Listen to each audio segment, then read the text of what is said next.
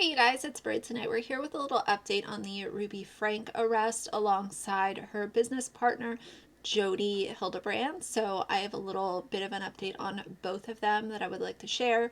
This video is going to be discussing child abuse, child neglect, child endangerment. So if any of those are upsetting, I completely understand. Please skip this video and see another one. But if you're interested, please keep watching.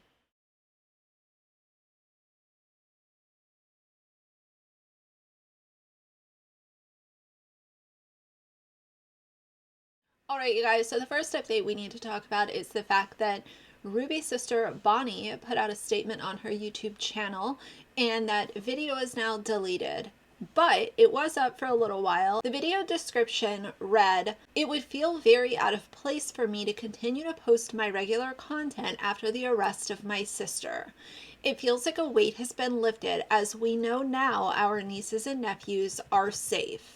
I will include a clip of that video because I did end up finding a clip of it. And it is Thursday evening, and this week has been nothing that I could have anticipated. I don't think any of us could have really anticipated. If you have the internet, you have seen news articles on my sister, Ruby, from the 8 passengers, and my sisters and I, we are on the very same page. We put out a message, you can read that on Instagram, and for the last 3 years we have truly clung on to each other and offering support to one another, and I don't think any of us could have ever seen this coming. We all did as much as we could legally, and you don't know what you don't know. I do feel a little bit numb at this point. The only thing that we ultimately care about is that our nieces and nephews are safe, and they are. And that is the only thing that matters to any of us. It is going to feel weird for me to move forward. And I think, do I just move forward? Just take it a day at a time. Who knows what anything has in store, but we just know right now that those kids are safe. I don't have any thoughts even for myself. I don't know what I would even tell myself, let alone tell all of you. Any times like these is where it really tests your belief in God. And I know that timing is everything, and I know that they will be taken care of. I know the kids will be okay. And I know our family will be okay. And things like this happen, and somehow we each find a way to move forward. No matter what situation you're finding yourself in, the sun rises every day, the sun sets every day. But in the video, she voiced that she and her other sister, her and her other sisters were all on the same page about Ruby's arrest. And for the last 3 years, we have truly clung on to each other and offered support to one another. And I don't think any of us could have seen this coming. We did as much as we could legally. You don't know what you don't know, is what she added. Here's what I want to say about that. And some of you guys might be very upset with me for saying this, but I don't really care. They didn't do enough. Okay? They didn't do enough, because if they knew that there was ABUSC going on in that home at Ruby's hand, there should have been more done. And that's my opinion. And I realize that dealing with these agencies like DCFS, CPS, the court systems, I know that it can be very frustrating, and sometimes you feel like you're screaming into a black hole. But if you know that there are things happening in the private residence of one of your family members, you need to do more. And if you have access to that family member and you're able to go into that home and obtain evidence that you can turn over to these people to help build a case, then maybe next time it won't be 3 years while these children are literally basically starved to the point where they are malnourished, because malnourishment doesn't come from a couple weeks or a month or even 2 months of the child or the children not eating, that comes from anywhere from 3 to 6 months, depending on the child's age, their weight, their health, all the things. There should have been more done by the family because they knew about it, and now they have voiced that they knew that something was going on. And I realized that her oldest daughter was also very relieved. I'm putting more of the responsibility on her sisters that are around her same age. I am not going to put accountability and responsibility for that onto literally a girl who is barely an adult. For this is, for Bonnie to sit there and say, "Oh, it wouldn't feel right filming normal content without addressing this," to me, it just felt like, let me go ahead and address this and say something, because I've got other content that I want to post and I need to post. And I know that people are going to be asking me questions. It felt a little bit rushed. It felt a little dismissive. It felt a little just odd, the whole thing to me. The talking about content, the saying that it was going on for 3 years and they didn't do anything, or they didn't do enough, obviously, was not it for me. The next thing we need to go over is that the dispatch call has been released.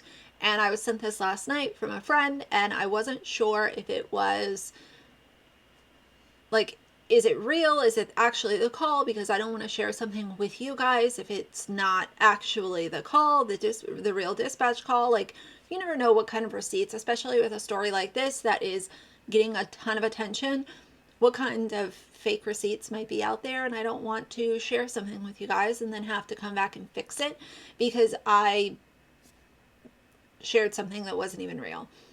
So let's listen to this dispatch call and then we will go on to the next update. Warning, this call is difficult to listen to, but hopefully we will get through it together. So let's get into that now. Mike 42 and you're 42 on scene. Copy 1060.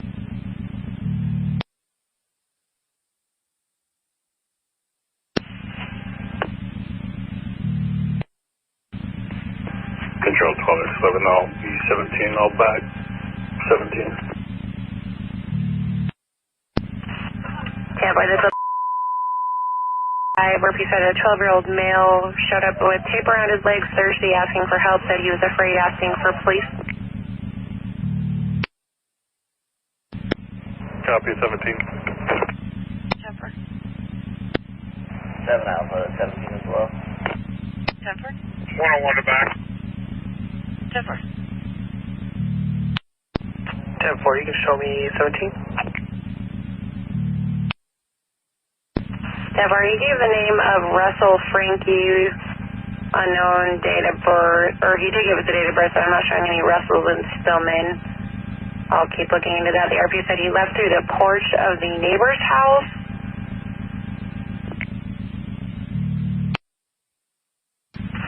Stand for break 12x11 and 17, just 1014. The male does have duct tape around each ankle. He's not telling the RP why.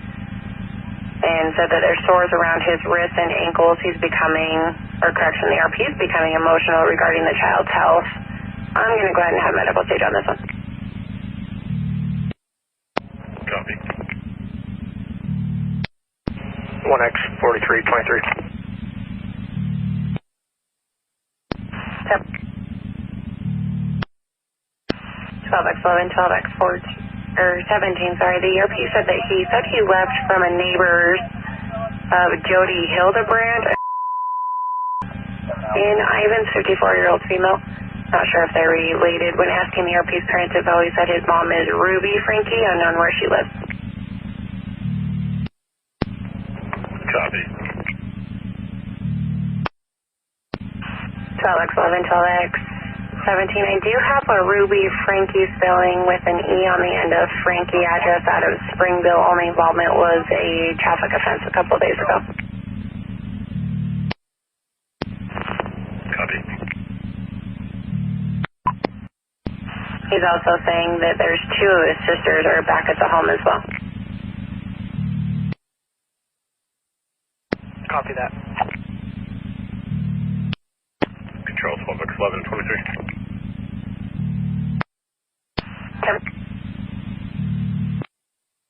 Tolex 11, Tolex 5, will you give me a 21? 10-4.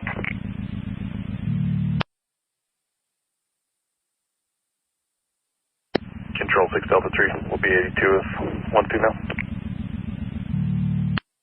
Keep in mind, too, that this was literally a 12-year-old boy who had been mistreated for years leading up to this point. Can you imagine the fear? There was definitely a lot of fear. There was also a lot of bravery. And I hope that he realizes how brave he was to literally leave Jodi's home, knowing that police were going to be there. A lot of kids are scared of authorities and scared of police officers, and just the bravery that it took. And let's also talk about, this is a child who was malnourished and had literal open sores on his body and duct tape on his wrists. I don't know about you guys, but I know if I've been, sick for a couple days and I haven't eaten, my physical strength is depleted and just not there from not eating. And to know that he did all of this to save himself and save his other sibling, who was also in the same physical condition that he was, is just, I couldn't imagine doing that as a 12-year-old.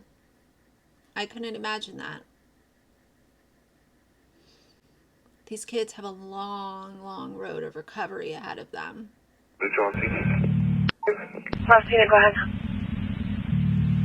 Control 6 Delta 3, will be 12 now.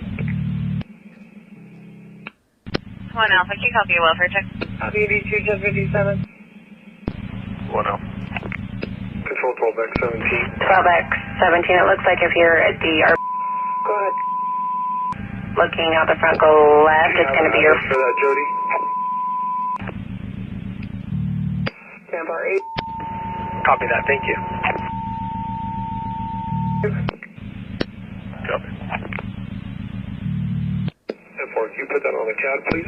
RP and the Jupe are going to be sitting out on the front porch. No visible weapons. The male is currently wearing a long sleeve and shorts. And medical's 23 as well. Stand by. 10-4, ETAs, 3 minutes, medical's in front of me. 1 Alpha, can you copy a welfare check? Control 428, you can assign me that custodial, will be 21. 12X17, it looks like if you're at the... More information. Temple India Jodi 27 as well. So that's the dispatch call. I know that was heavy to listen to, and for some of you it might have been triggering. Don't have a whole lot to say about that aside from acknowledging this child's bravery for what he did. And there have been so many questions and not a whole lot of answers as to, like, why did we get here? We saw for years Ruby mistreating her children and using food as punishment and being an overall witch on their YouTube channel. But still, to see that this is the end of the road for Ruby is, I think, still shocking to some people. Even people that watch them on YouTube during the time they were popular. This isn't even looking at an archive of footage. This is people who back then were watching it. Even for them, this is shocking. Like, wow, this is really the end of the road for Ruby and, Kevin. And as far as, let's talk for a second about why Kevin was not arrested. So a lot of people have been wondering if Kevin and Ruby are in separation. Are they taking a break? Are they getting divorced? What's the deal? And in this article, it states Kevin Franke has largely stayed out of the public eye in recent months. It's unclear whether the couple are still together. The father was an associate professor at BYU in Utah, but a spokesperson told Insider his employment ended earlier this spring. Now, Kevin has made a statement through his attorney, Randy S. Kester, and his urgent focus is simply to keep his children together under his fatherly care. And that was a statement that his attorney made on his behalf as of Thursday. I'm not sure what was going on with Kevin and Ruby, and how much time was she spending around Jodi. I will give you guys my honest opinion based on Jodi and Ruby and this awful, tragic situation that was unfolding behind closed doors. It gives me really, really big Lori Vallow and Chad Daybell vibes. Tell me if I'm wrong down below, but that is the kind of feeling that I get based off of some of their videos that I have seen. These two women sat in the basement of her home filming a YouTube video for the Connections YouTube channel while literally her children were falling apart upstairs, tied up and falling apart. And they were in the basement with their cute little perfect set, literally filming a YouTube video talking about lying and being dishonest. And I will, of course, play a clip of that for you guys, because that was very interesting to hear that Ruby felt like she could be dishonest for 5 years, 10 years, or take things to the grave with her, as she said. Not to be confused with religion, but when you're on the spiritual side, when you're in this place of emotional, dishonesty, I could be dishonest, and I think I'm getting away with it because nobody knows. It might be 5 years, 10 years. I might even take it to the grave with me, my dirty little secret. So it appears that I don't have any outcomes, and I get away with it. Right.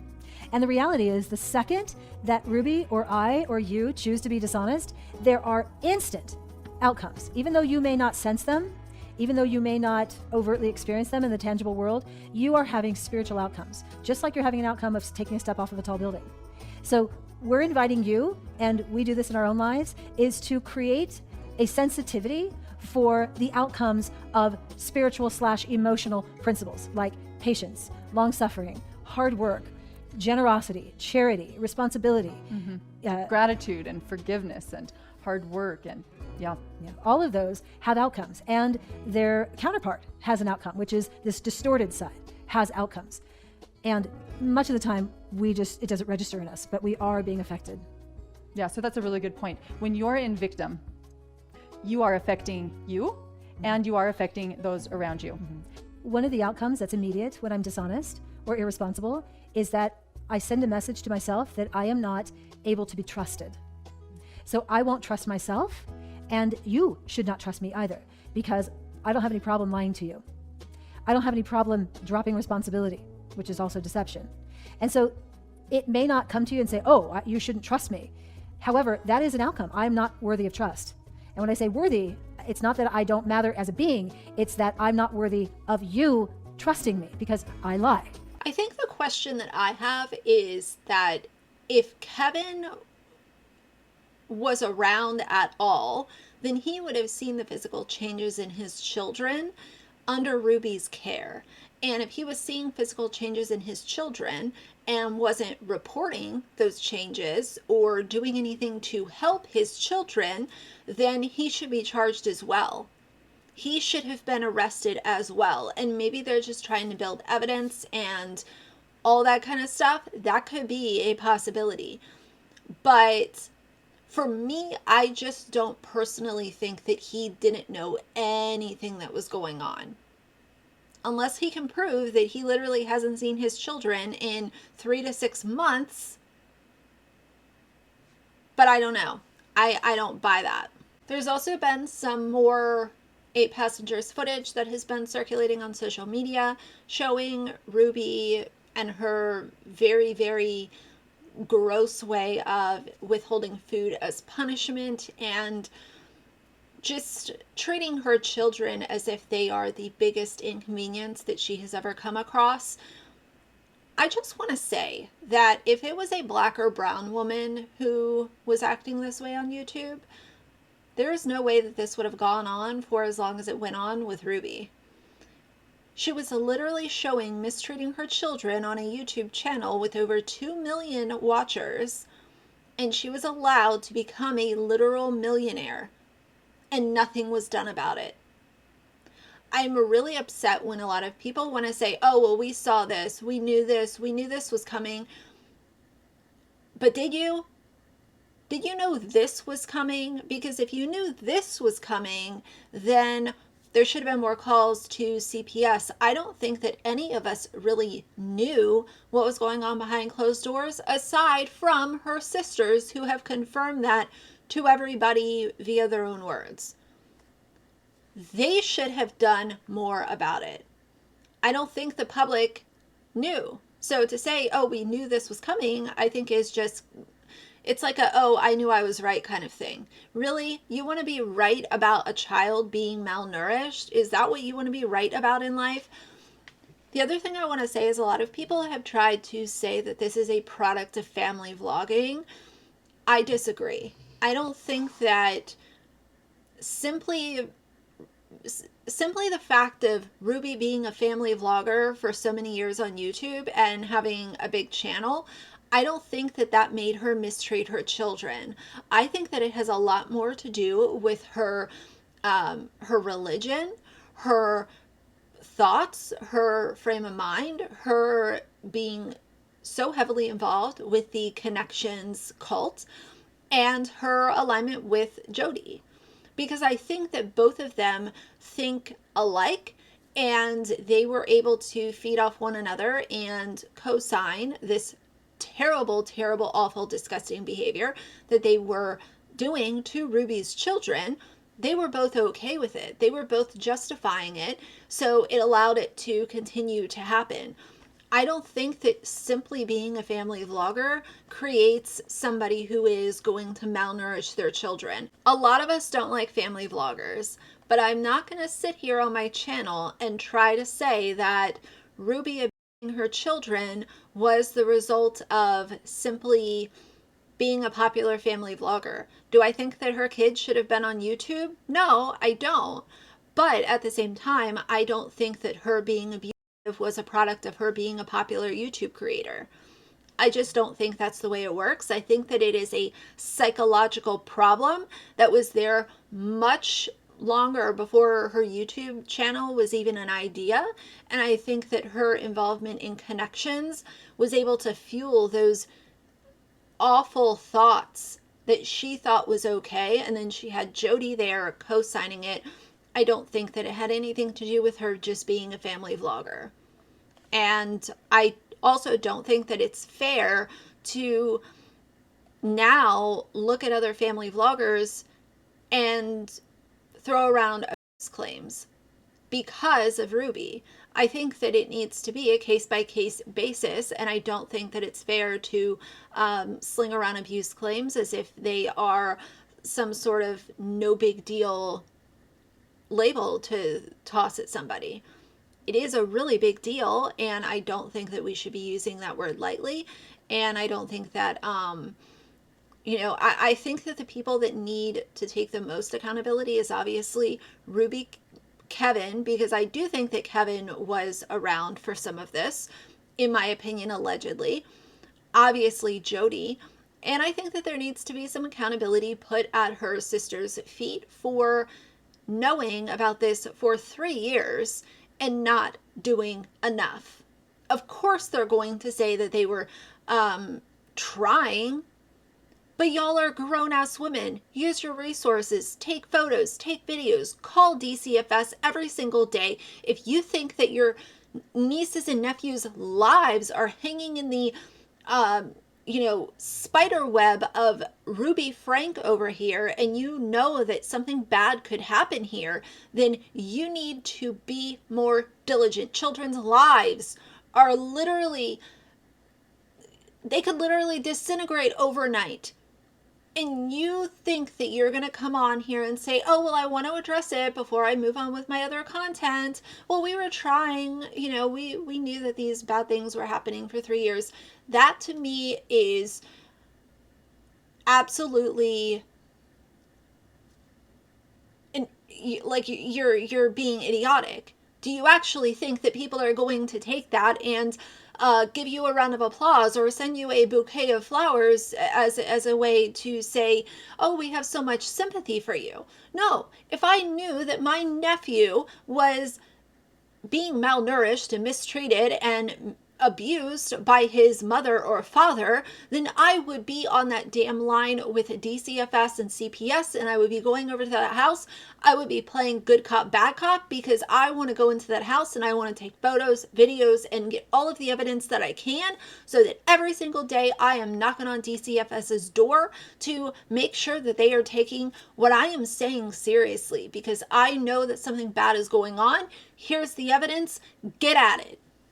That's how I feel about it. As far as Jodi goes, I think that she is a freaking wackadoodle.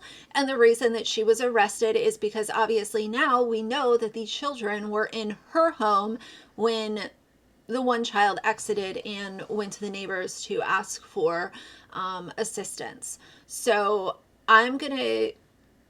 I said I would do this in the last video. I will do a video more focused on Jodi, but since things are coming out so quickly, I wanted to provide an update as of September 1st for you guys.